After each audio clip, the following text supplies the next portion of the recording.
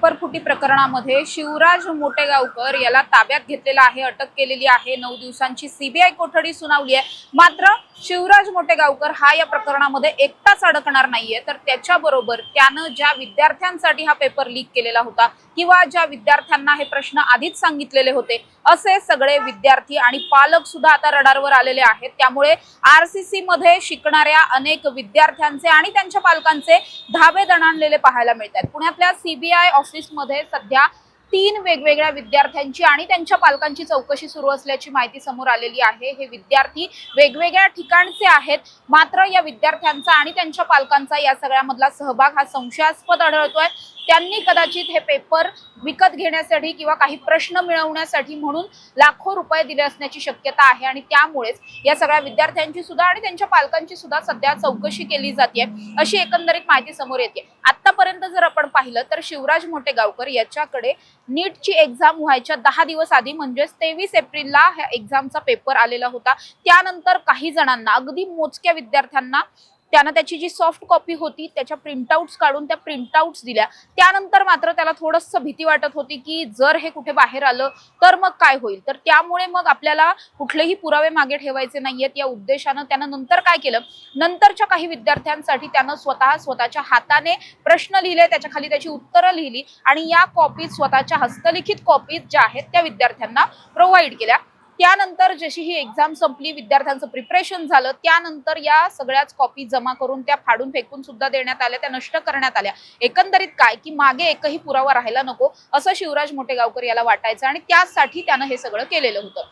मात्र जरी त्यानं हे सगळं केलेलं असलं तरी सुद्धा ज्या विद्यार्थ्यांपर्यंत या कॉपीज पोहोचलेल्या होत्या किंवा ज्या विद्यार्थ्यांना हे प्रश्न आधीपासून ठाऊक होते, असे अनेक विद्यार्थी आहेत आणि हे सगळेच विद्यार्थी आता सीबीआयच्या रडारवर आलेले आहेत।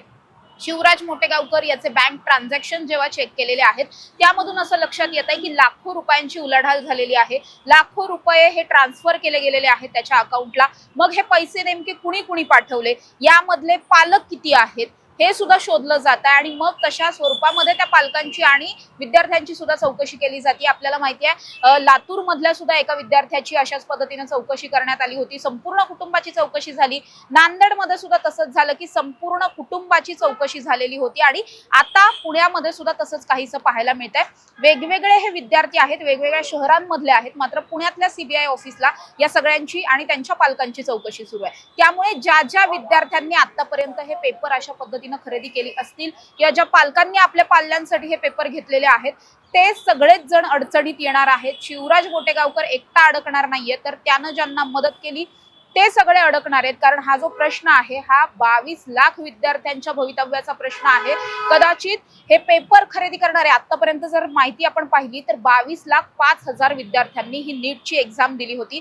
त्यापैकी पेपर खरेदी करणारे कदाचित 2-4 हजार असतील किंवा 5,000 असतील वरचे, असे आपण धरून चालूयात। मात्र 22 लाख विद्यार्थी ज्यांनी मनापासून गेल्या अनेक वर्षांपासून प्रिपरेशन केलेलं होतं, गरिबीची परिस्थिती सगळी असताना सुद्धा स्वतः सेल्फ स्टडी केलेला होता।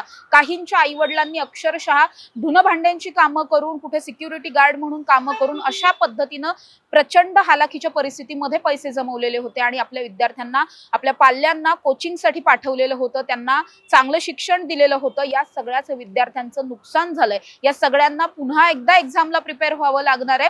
ज्यांची या सगळ्यामध्ये नीट अभ्यास करून रँक आलेली होती त्यांना सुद्धा या सगळ्यामधून आता ते सुद्धा या सगळ्याला बळी पडलेले आहेत असं एकंदरीत दिसून येत आहे। त्यामुळे या प्रकरणामध्ये जे दोषी आढळतील त्या प्रत्येकावरती कठोरातली कठोर कारवाई करण्याची मागणी ही विद्यार्थ्यांकडून, त्यांच्या पालकांकडून केली जाते आणि तसंच काहीसं आता सुद्धा घडताना पाहायला मिळत आहे। कॅमेरा पर्सन शिवाजी साळुंखेंसह समृद्धी जाधव, टॉप न्यूज मराठी, पुणे।